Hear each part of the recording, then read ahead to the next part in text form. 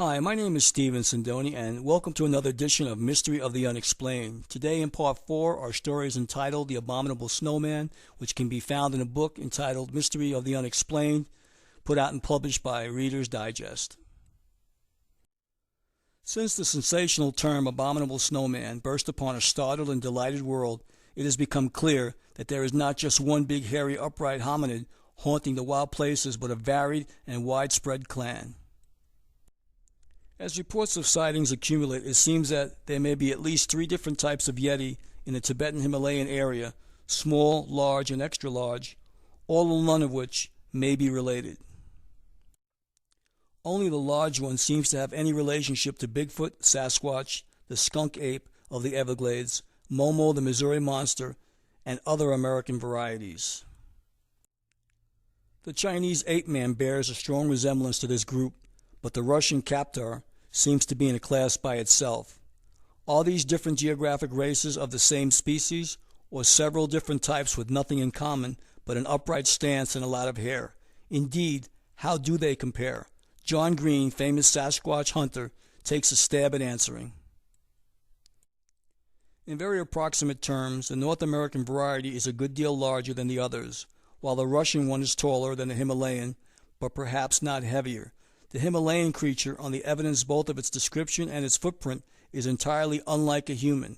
The Russian variety, on the other hand, may be very human indeed.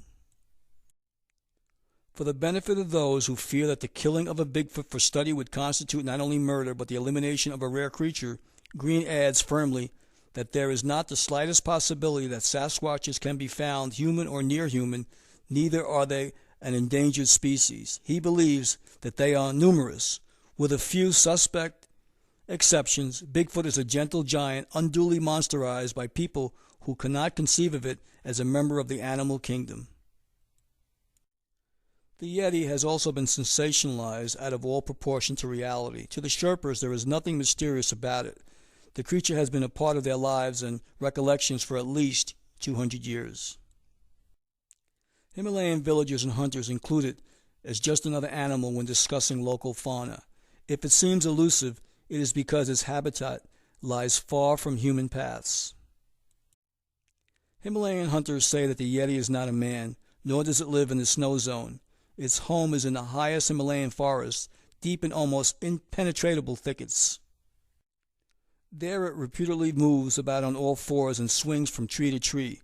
When it ventures into the snow area, where mountaineers may glimpse it or its tracks, it walks upright with a rolling gait. The Sherpas suggest that its reason for crossing the snowfields is to seek a saline moss that grows on the rocks of moraines. Ivan Sanderson says it is not moss they seek, but lichens, which are rich in food value.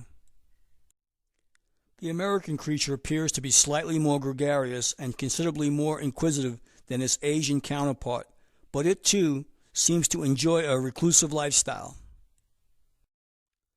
Skeptics may wonder how is it that so large and supposedly common an animal is able to elude searches with such ease. In reply, Peter Byrne, founder of the International Wildlife Conservation Society Incorporated, points out that much of the 125,000 square miles of Sasquatch territory in the Pacific Northwest is heavily forested mountain with few roads, a sparse human population, and almost no visitors. There is plenty of room in this kind of biological sanctuary for Sasquatches and other retiring creatures to live in peaceful, unthreatened isolation. The question of identity remains.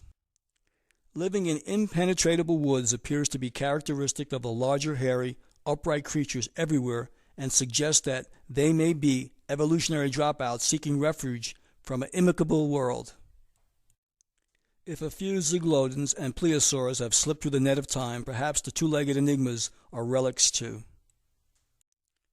Bernard Heuvelmans suggests that the wild men of Asia may be leftovers of the race of Pithecanthropus, which occupied Southeast Asia at the end of the Pleistocene period, particularly the larger specimens of the ancient ape-man group called Pithecanthropus robustus and Meganthropus paleogeneticus. Even pygmy varieties of the species may have survived, accounting for the smaller, unidentified, ape-like creatures that are occasionally seen.